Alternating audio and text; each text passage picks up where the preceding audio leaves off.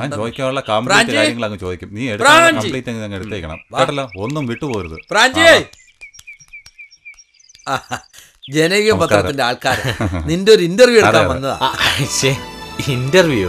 Please sir, publicity ഇഷ്ടമല്ല, സ്വകാര്യത നഷ്ടപ്പെടുത്തരുത് എന്നൊന്നും പറഞ്ഞു ഒഴിയരുത്. എല്ലാ പത്രക്കാരും ഇനി വരി വരിയായി ഇങ്ങോട്ടെത്തും.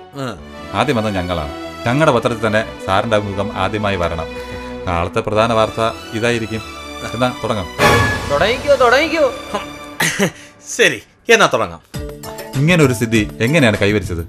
വരാൻ പോകുന്ന കാര്യങ്ങൾ മുൻകൂട്ടി മനസ്സിൽ വരുന്നത് എങ്ങനെയാണ്? ആദ്യം മറ്റന്നാളത്തെ പത്രം.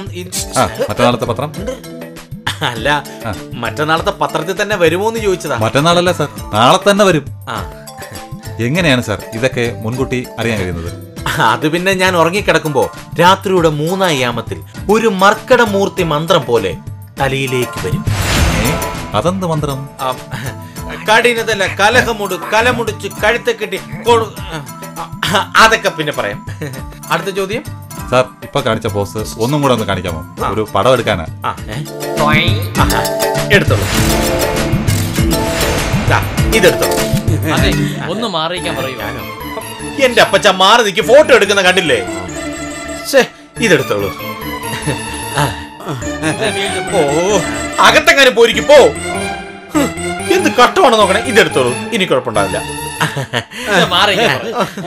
നിർമ്മലേ വിളിക്കണേ. ഇതിനെടുത്ത് അകത്തെങ്ങാനും കൊണ്ട് വെക്കും. പോ.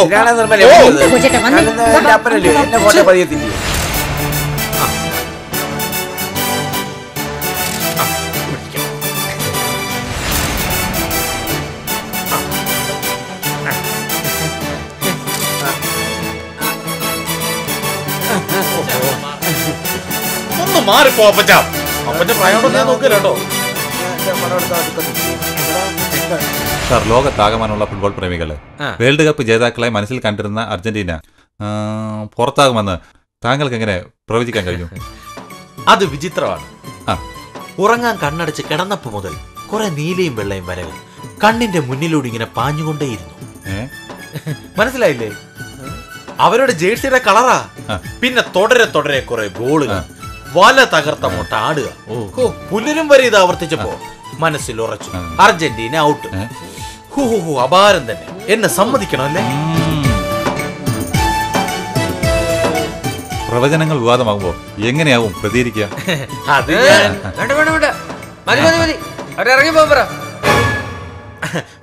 അത് മതി. എല്ലാ ഉത്തരങ്ങളും ഞാൻ നിങ്ങൾക്ക് തന്നെ തന്നാ മറ്റുള്ള പത്രക്കാർക്ക് എന്ത് കൊടുക്കും? എന്റെ സ്റ്റോക്ക് തീർന്നു പോയില്ലേ? അങ്ങനെ പറയാം. ഒരു ചോദ്യം കൂടെ, ഒറ്റ ചോദ്യം കൂടെ സാർ. വോട്ടെന്ന് അതെ, ഇനി അവനെ കുറിച്ച് ബാക്കി എന്നോട് ചോദിച്ചാ ഞാൻ പറഞ്ഞു. ബോർഡോ എനിക്കിത് വരണം. വഴിയെ പോയ പത്രക്കാരനെ വിളിച്ചൊരു ഇന്റർവ്യൂ കൊടുക്കാന്ന് പറഞ്ഞപ്പോ അവൻ എനിക്കിട്ട് എന്നെ പണിഞ്ഞിട്ട് പോകണം. ഇനി വാ.